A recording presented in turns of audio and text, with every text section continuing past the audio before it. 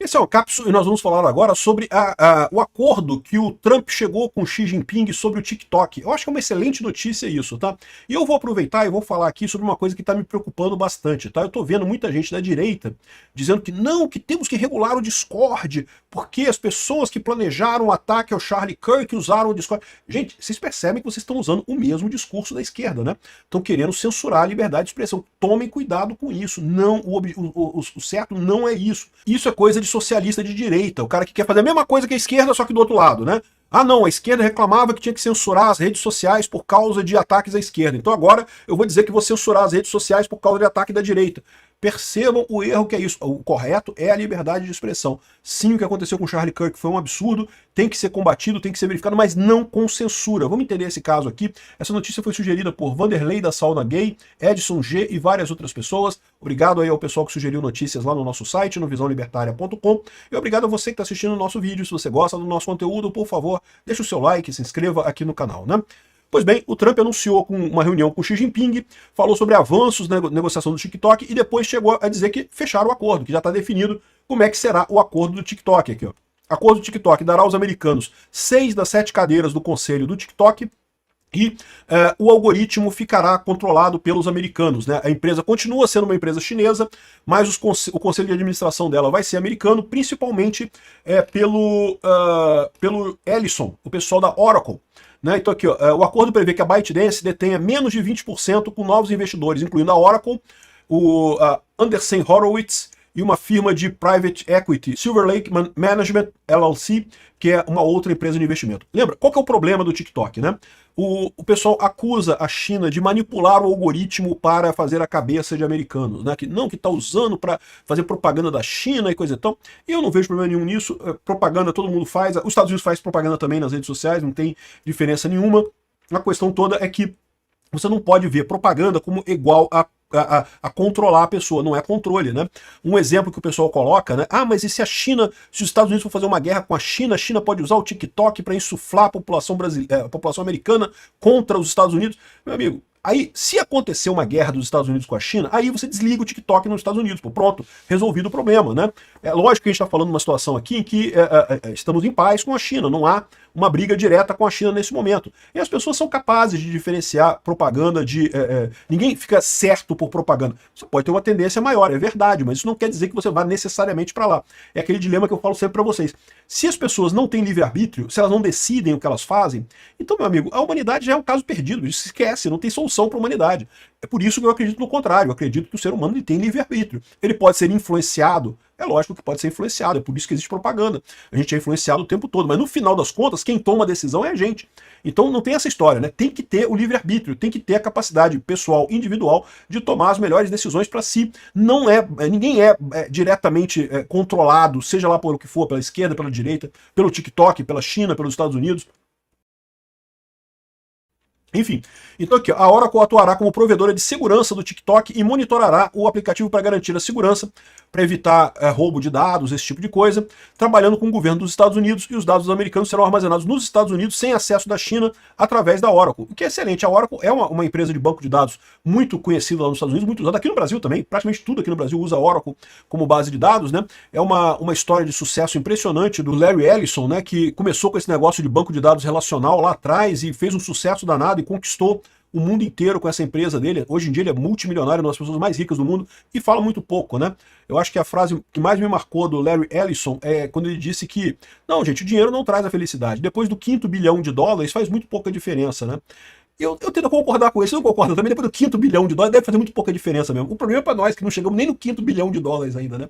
Ou que não conseguimos nem um milhão de dólares, quanto mais um bilhão de dólares, quanto mais 5 bilhões de dólares. Eu fico imaginando que depois do quinto bilhão de dólares realmente faz muito pouca diferença, entendeu? Ter 5, 10, 20, 30, não faz diferença. O Larry Ellison, para quem não sabe, tem uma coleção de aviões, ele gosta de avião, ele gosta de pilotar avião, então ele tem uma coleção de aviões para ele pilotar lá na casa dele, né? Assim, eu concordo. Depois do quinto bilhão de dólares deve fazer muito pouca diferença realmente, né? Tá vendo? O dinheiro não traz felicidade, você aí reclamando aí, ó, que dinheiro não traz felicidade para você. O Larry Ellison tá explicando, depois do quinto bilhão não faz mais diferença nenhuma. Mas enfim, é um cara inteligente pra caramba, com certeza, e vai ajudar o governo americano nisso. Então, lembrando dessa história, tem muita gente criticando o Trump por isso lá nos Estados Unidos, tá? Porque acha que devia cancelar o TikTok, porque o TikTok está influenciando as crianças americanas e está fazendo mal à juventude americana e não sei o que lá. Eu sou contra isso, sempre fui contra isso. Até quando o Trump no primeiro governo dele falou também em cancelar o TikTok e coisa e tal, mas não fez nada, né? Naquela época eu já falei, eu sou contra isso é contra a liberdade de expressão. Ah, mas tem propaganda chinesa. Tem, mas meio que foda-se, né? Tem propaganda de todo mundo faz propaganda de tudo, né? E aí depois veio o Biden sim passou a lei que ia tirar o TikTok se não vendesse para uma empresa americana. E no caso, acabou que não aconteceu isso, agora o Trump está voltando atrás e fez esse acordo aqui. Não vai vender totalmente, porque qual que é o grande problema de vender o TikTok nos Estados Unidos? Ninguém tem dinheiro para comprar, meu amigo. O TikTok tem um valor de mercado enorme, monstruoso, muito grande. Ninguém tem grana, bufunfa, nota de dólar uma em cima da outra para comprar esse negócio. Aí veio o Larry Ellison, ele tem bastante dinheiro, né? Como ele falou, ele não se importa, acima do 5º bilhão faz pouca diferença realmente. E aí eles conseguiram comprar uma parte significativa do TikTok. Não compraram tudo, mas compraram uma parte significativa do TikTok a ponto de satisfazer o governo Trump. Acho uma ótima medida. O governo Trump está fazendo o correto. Está colocando a liberdade de expressão acima de qualquer coisa. Essa ideia de que não vamos fazer censura do nosso lado. A esquerda quer fazer censura para proteger o lado deles, a gente vai fazer censura para proteger... Não, isso prejudica. É ruim no final das contas, né? Até porque, lembrem-se, nessa disputa das ideias, nós da direita, nós libertários, estamos ganhando essa disputa das ideias. Então, querer fazer censura de um lado ou de outro é ruim pra gente. A gente tá ganhando o jogo, a gente não precisa fazer censura. Ah, mas o caso do Charlie Kirk foi um absurdo. Eu concordo, o caso do Charlie Kirk foi um absurdo.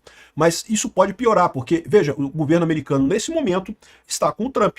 Mas eu acredito que ele vai continuar, os republicanos vão continuar depois do Trump. Mas quem garante? Pode ser que entre um democrata. E aí, vai virar essa mesma armadilha de censura que o pessoal tá querendo. Olha só o que tá acontecendo aqui, ó.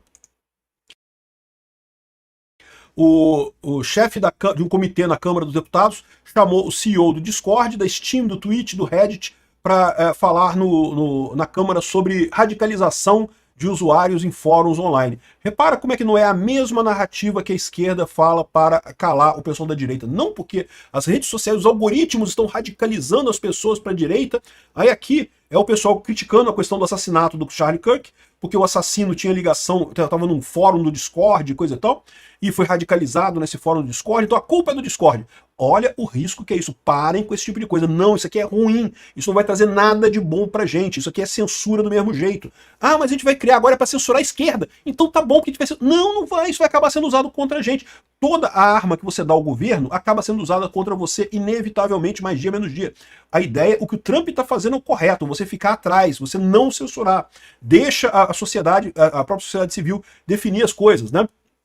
Enfim, eu tenho muito medo, porque eu tenho visto algumas pessoas aqui no Brasil com essa ideia também. Não, porque temos que censurar o Discord, temos que censurar porque o Charlie Kirk, olha o absurdo, temos que fazer... Não, peraí, vocês estão falando a mesma coisa que a esquerda está falando. A mesma ideia, de que tem que censurar a direita porque extremismo e coisa e tal. Não, não tem que censurar ninguém. Deixa a internet livre, é para isso que ela existe, é para isso que ela funciona, né?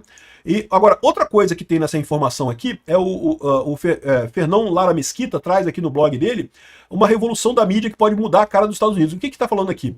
O Larry Ellison, que é o fundador da Oracle, hoje em dia ele tem 81 anos de idade, já é um senhor de idade, é um dos homens mais ricos do mundo, ele já é um grande acionista da CBS, da Paramount, da CNN, da HBO, e tem agora uma fatia significativa do TikTok na mira dele, né? O filho dele, o David Ellison, é que embarcou a família no rumo das indústrias de entretenimento e informação.